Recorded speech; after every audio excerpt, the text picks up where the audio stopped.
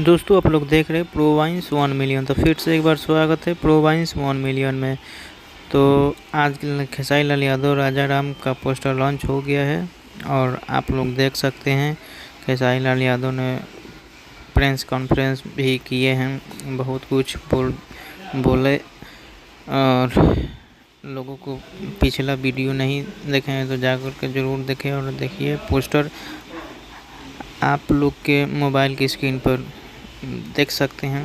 और खेसारी लाल यादव फिल्म प्रभु श्री राम के किरदार में नज़र आए हैं।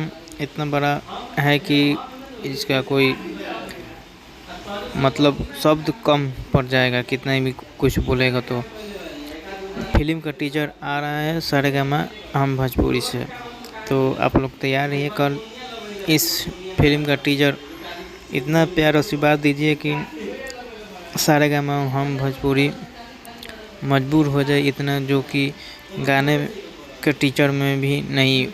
आप लोग